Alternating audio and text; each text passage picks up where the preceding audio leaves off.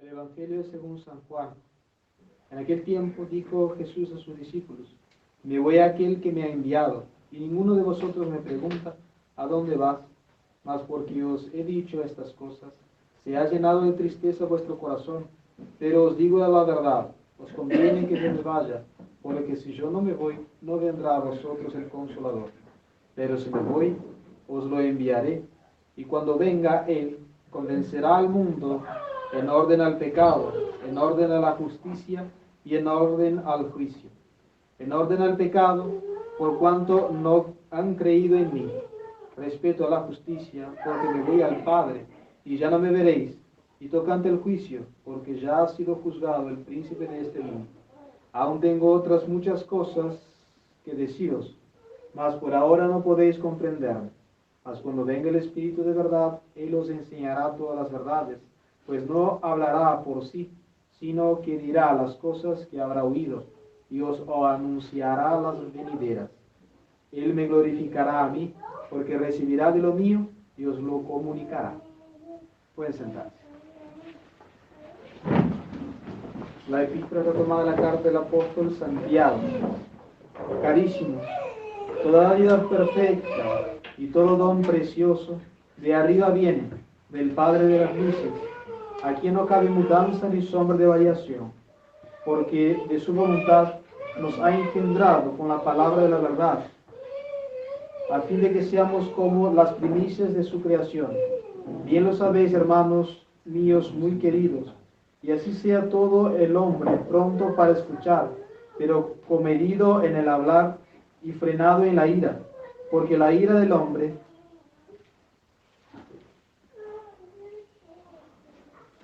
no obra la justicia de Dios, por lo cual, dando de mano a toda inmundicia y exceso vicioso, recibid con docilidad la divina palabra, que ha sido como ingerida en vosotros, y que puede salvar vuestras almas. En el Padre, el Hijo y el Espíritu Santo. Amén. Dios te salve María, llena eres de gracia, el cielo es contigo. Bendita tú eres entre todas las mujeres y bendito es el fruto de tu vientre, Jesús. Ave María, Madre de Dios, ruega por nosotros pecadores,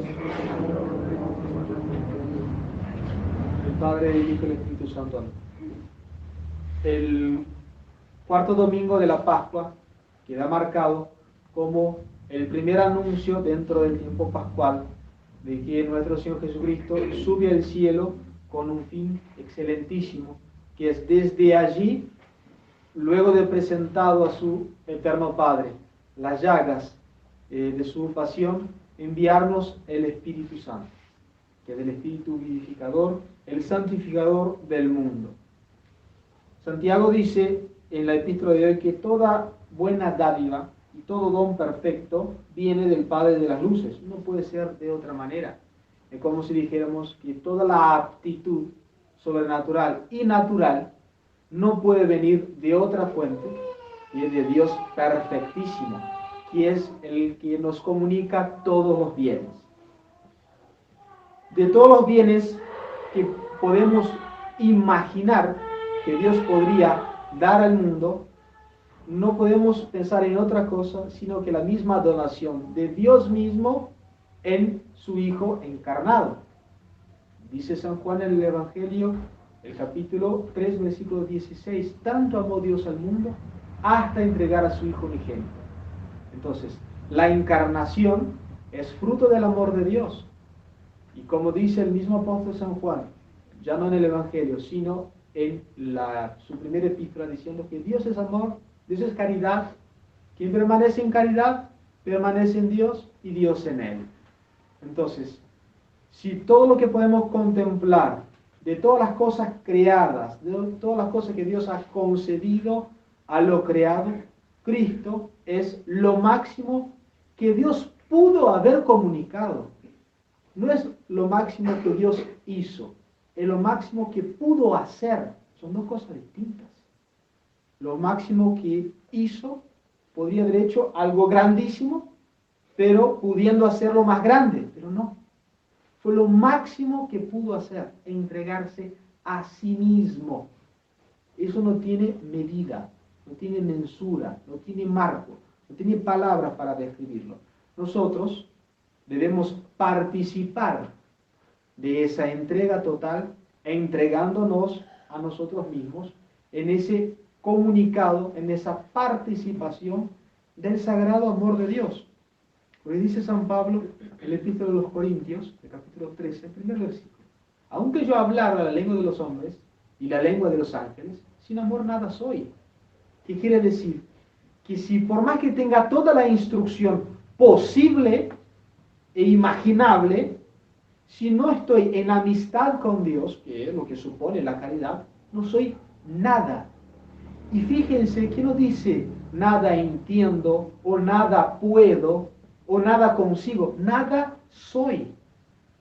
Sin el amor de Dios somos nada. Sin la gracia de Dios somos cero, y menos que cero. Tanto amó Dios al mundo hasta entregar a su Hijo unigénito. Esas deben ser las palabras que deben llenar todas nuestras acciones, de todos los días, de todos los años y para siempre. Porque esa misma intención amorosa fue la que tuvo nuestro Señor al prometernos el Sagrado Espíritu Santo. Prometer el vivificador de nuestras almas.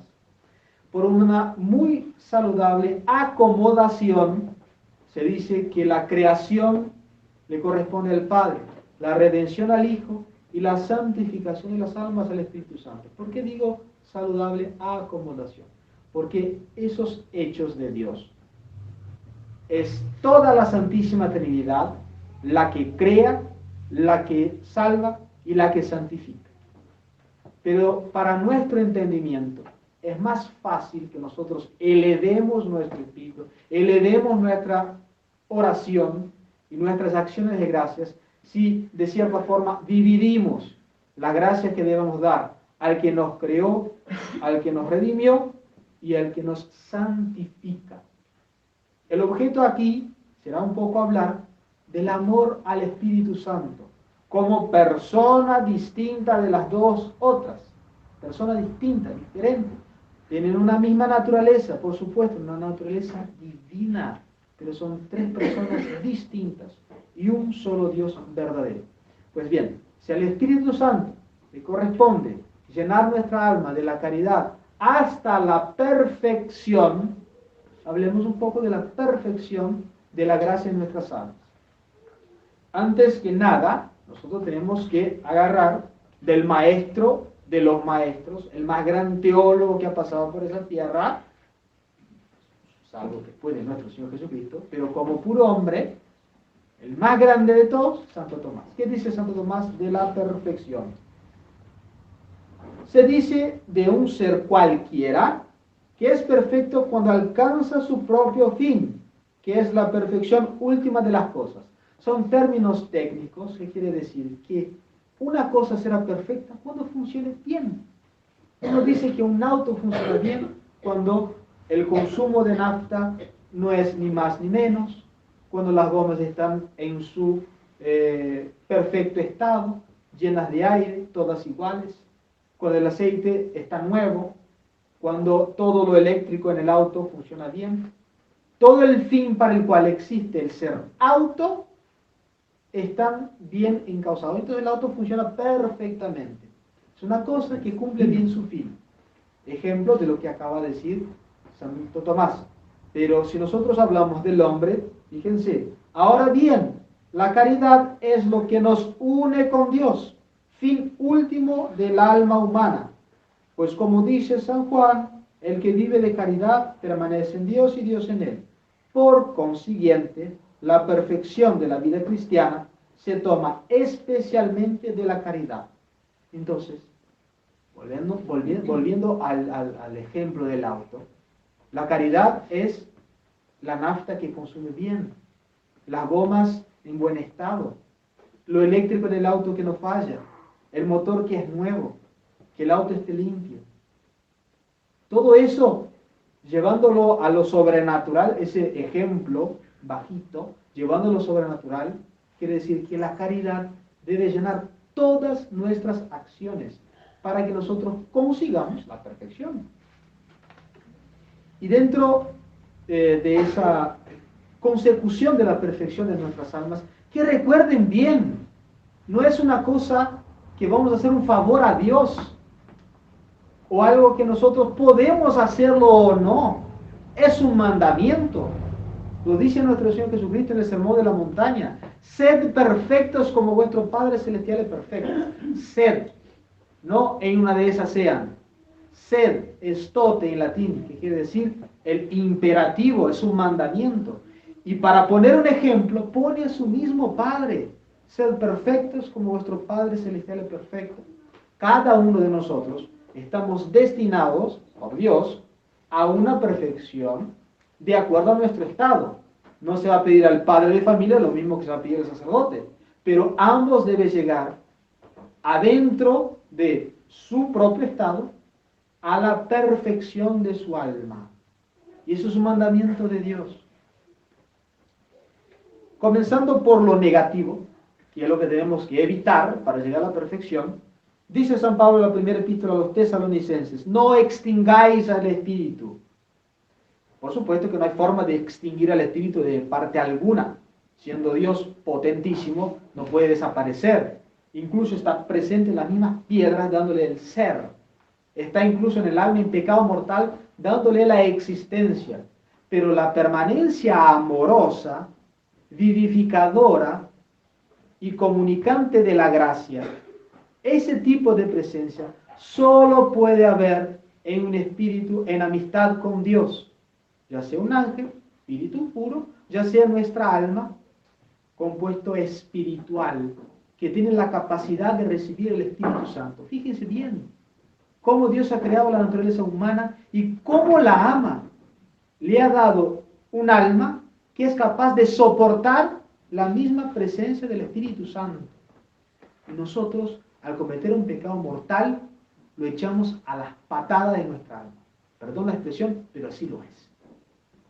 Elegimos una cosa vil, pasajera, que luego tendremos asco de ello, en cambio de la presencia amorosa del Espíritu Santo. Y aquí mucho tenemos que tener atención para saber qué es el pecado mortal. Los ejemplos pueden multiplicarse grandísimamente. Imagínense cuántos pecados hay. Analizando los 10 mandamientos a la luz de un buen catecismo, uno puede y debe distinguir qué es lo que debe evitar como pecado mortal, qué es lo que precisamente extingue el Espíritu Santo en nuestras almas, hace desaparecer la caridad, que es el vínculo de la perfección, y el que comete el pecado mortal a sabiendas está a años luz lejos de la perfección. Porque esa frialdad, o ya sea la obsesión, o hasta incluso el pecado en contra del amor de Dios, el odio a Dios, todas esas cosas, imagínense, están absolutamente contrarias a lo que Dios pretende al decir ser perfectos. Entonces, el pecado mortal, nosotros debemos tener para el pecado mortal el verdadero deseo de que se nos parta un rayo antes de cometer un pecado mortal. Pero eso tiene que ser un deseo real, verdadero. Que me pase un auto por encima antes de pecar mortalmente. Eso debe ser la consecuencia lógica de contemplar la cruz. No lo voy a crucificar de vuelta. Que me parta un rayo antes. Ese debe ser, no es el mero sentimiento, sino que la virtud que nos mueva a la aversión al pecado mortal. Pero no quedamos ahí. Vamos al pecado venial, porque dice San Pablo a los Efesios: no entristezcáis al Espíritu Santo de Dios. Vuelvo a decir, no hay forma de entristecer el Espíritu Santo porque es felicísimo en sí mismo, porque es suficiente para sí mismo. Pero en nuestras almas, metafóricamente hablando, nosotros podemos entristecer al Espíritu Santo por los pecados veniales. Que los pecados veniales son aquellos verdaderos pecados, faltas voluntarias contra la ley de Dios en materia leve, pero que supone una caradurez inmensa. Yo sé que eso es pecado, pero como no me quita la gracia, y yo lo quiero hacer, lo hago. Santa Teresa llega a decir, hay que ser muy caras rotas para actuar así. Palabra de Santa Teresa. Caras rotas es lo que somos nosotros cuando cometemos un pecado venial. Y el pecado venial predispone para el pecado mortal. 1.000.000 de pecados veniales no se tornarán nunca un pecado mortal, pero el pecado venial predispone para el pecado mortal, porque va aflojando el alma, va bajando las defensas, bajando el ataque al mismo pecado, y después el pecado mortal viene como por influjo del venial. Nunca se transformará el venial en mortal por la cantidad de veniales, pero sí afloja las fuerzas del alma. Por eso el pecado venial hay que ser peleado también. No solamente el mortal, el venial también, por supuesto. Porque un teólogo contemporáneo dice que el Espíritu Santo también tiene su amor propio. Resulta que nosotros seguimos las inspiraciones de la carne, del demonio, pero del Espíritu Santo casi nunca. Del demonio muchas veces que nos lleva al pecado mortal, de la carne que nos lleva al venial, y del Espíritu Santo tan pocas veces. Entonces eso no es precisamente el amor al Espíritu Santo. También, como algo negativo dentro de la perfección del alma, es quitar las imperfecciones del alma. Cada uno de los detalles que nosotros podemos hacer de mejor manera, mejor oración, o mejor las cosas de casa. Hijita mía, anda a limpiar tu cuarto, voy, la limpio, voy y hago de manera rápida para salir del paso. Es una imperfección, que son pequeños detalles que Dios no hizo eso con nosotros. Dios se fijaba en los detalles. Si ustedes ven bien, el capítulo 6 de San Juan, cuando narra la multiplicación de los panes, hay un detalle muy interesante que dice que en el piso había mucho pasto. ¿Pero a qué viene todo esto? Fíjense, nuestro Señor, para hacer la multiplicación de los panes y para que la gente comiera de manera más cómoda, quiso hacer un lugar a donde hubiera un montón de pasto, para que se sentaran más cómodamente. Fíjense el detalle.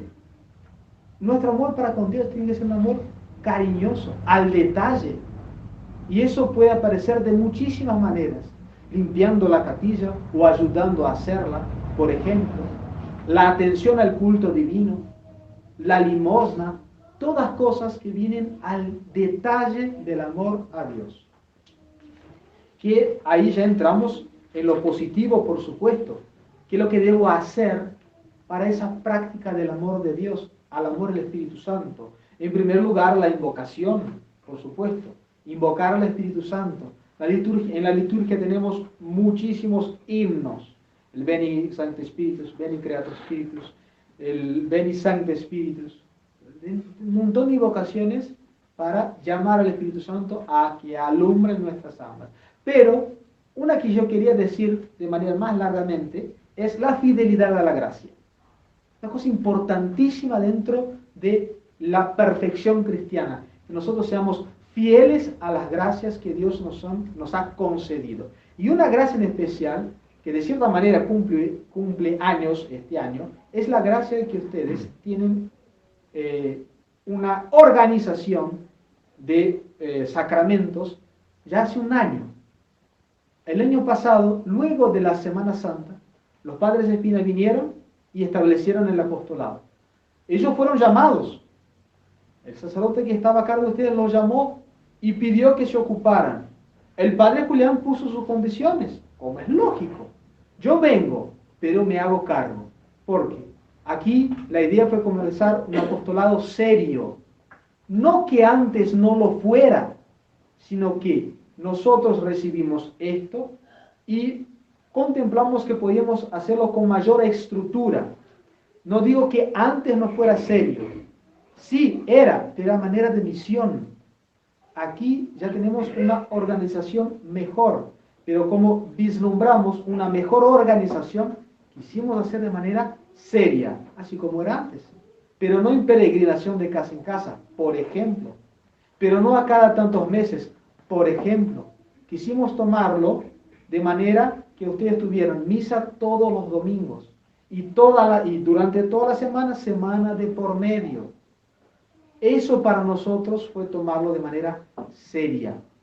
Una gracia grandísima para todos ustedes, para todos nosotros. Que esa fidelidad es importantísima para cada uno de ustedes, porque una gracia así alguna comunidad que haya recibido en el mundo, se puede contar en los dedos. Entonces es una fidelidad grandísima, no al hombre, al sacerdote, a Dios, que nos ha concedido semejante gracia. Y por supuesto, sí, confianza en los sacerdotes que han tomado esta aventura, que realmente lo es. Profunda humildad también es importantísima para la perfección del alma. Si uno dijera, ¿a qué grandes cosas estoy haciendo yo? Ya comenzó mal. De última, ¿qué grandes cosas Dios ha hecho en mi alma? Como dice la Santísima Virgen María en el Magnificat. Recogimiento, importantísimo para la perfección del alma. Acá el recogimiento es el silencio para muchos de ustedes. El simple silencio, saber estar en silencio. Por ejemplo, el que va a limpiar la casa, ¿para qué prender la radio? Ah, padre, música gregoriana. Los monjes no estaban escuchando gregoriano las 24 horas del día. Hay que saber estar en silencio porque Dios habla el corazón cuando el corazón está en silencio. La vida de oración, indispensable, por supuesto, la oración es la respiración del alma, la alimentación del alma. Sin eso es imposible mantenerla firme. Mortificación, también. Nosotros tenemos una naturaleza caída. Por medio de la mortificación de gustos y placeres inútiles, nosotros rompemos esas barreras de la inclinación al mal. Pureza exquisita, por supuesto. No puede haber impurezas en un alma que quiera, impurezas de cuerpo, alma y mente. No puede haber impurezas en un alma que quiera practicar el amor al Espíritu Santo. Desprendimiento de las cosas terrenas, también muy importante. Y por último, ya me estoy extendiendo mucho, por último, pero no menos importante, es una afectuosa devoción a la Santísima Virgen María. No cualquier devoción como si fuera una entre otras tantas. La devoción a la Virgen es una devoción especialísima, como decíamos ayer, por su carácter de reina, que reina por derecho de conquista, por excelencia, reina por ser madre de Dios. Una devoción exquisita hacia ella porque si la gracia viene por María y solamente por la gracia conseguimos la perfección en nuestras almas, solamente por María llegaremos a la perfección. Perfección que nos da Cristo por medio de su madre. Ave María Purísima. Padre.